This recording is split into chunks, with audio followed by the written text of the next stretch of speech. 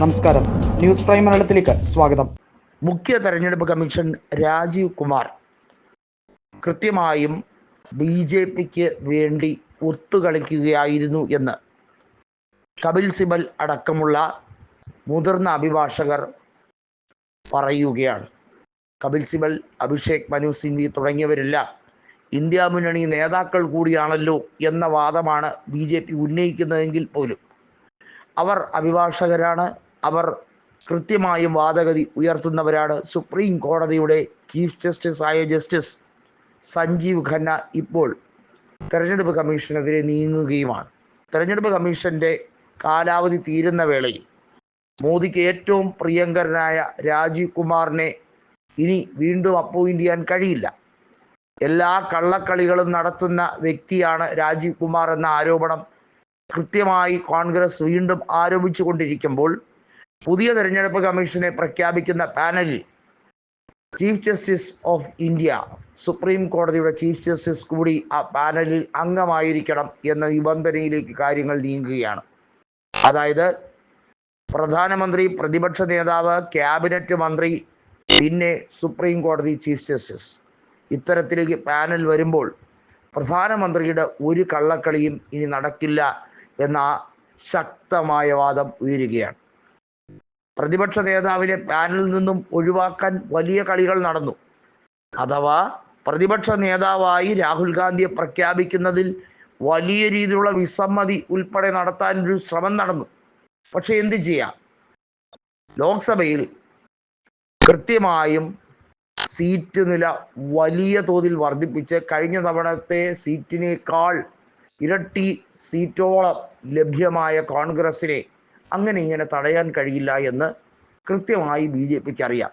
കേവല ഭൂരിപക്ഷം പോലും BJPക്ക് ഇല്ല.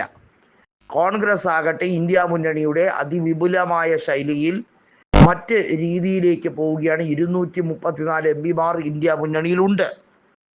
ഇന്ത്യ എന്ന ഏറ്റവും ജനാധിപത്യ രാജ്യത്തിൻ്റെ പ്രതിപക്ഷ നേതാവ് രാഹുൽ ഗാന്ധിയായി ഇരിക്കുമ്പോൾ, ജനങ്ങളുടെ സഭയായ ലോക്സഭയിലെ പ്രതിപക്ഷ നേതാവായി ഇരിക്കുമ്പോൾ, ജനങ്ങളാൽ തെരഞ്ഞെടുക്കപ്പെട്ട MPമാരുടെ പ്രതിനിധി എന്ന രീതിയിലും രാഹുൽ ഗാന്ധിക്ക് ക്യാബിനറ്റ് പദവി തന്നെയാണ്.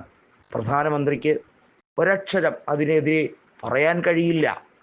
അപ്പോഴാണ് ഈ ഒരു കടുത്ത നടപടി കൂടി സഞ്ജീവ് ഖന്ന നടത്തുമ്പോൾ നിയമമന്ത്രിയായ കിരൺ റിജ്ജു അതിൻ്റെ സാധ്യതകൾ തേടി കോടതിയെ ചോദ്യം ചെയ്ത് കളയാം എന്ന് വിചാരിച്ച് മുന്നോട്ട് നീങ്ങുമ്പോൾ പ്രഹരം പോലെ സഞ്ജീവ് ഖന്ന പറയുന്നത് സുപ്രീം കോടതിക്ക് സത്യവാചകം ചൊല്ലിക്കൊടുക്കൽ മാത്രമല്ല, അപ്പോയിൻമെൻറ്റിലും കൃത്യമായ നീക്കങ്ങൾ വരുത്താനുള്ള പവർ, അധികാരം എല്ലാ രീതിയിലുമുണ്ട്. ഇതോടുകൂടി പത്തി മടക്കിയിരിക്കുകയാണ് കേന്ദ്രം.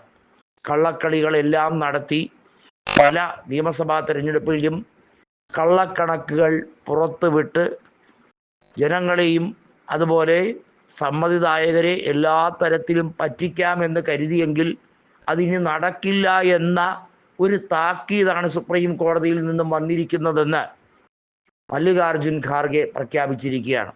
വാസ്തവത്തിൽ BJPക്ക് ഓർക്കാൻ പുറത്ത് കിട്ടിയ ഒരു അടിയായി തന്നെയാണ് ഇതിനെ കണക്കാക്കുന്നത്. സുപ്രീം കോടതി ചീഫ് ജസ്റ്റിസായി രഞ്ജൻ ഗൊഗോയ് ഉൾപ്പെടെയുള്ളവർ വന്നിട്ടുണ്ട്. അവരൊക്കെ BJPക്ക് അനുകൂലമായ രീതിയിലേക്ക് കാര്യങ്ങൾ നീക്കുന്നു എന്ന ആരോപണം ശക്തമായിരുന്നു.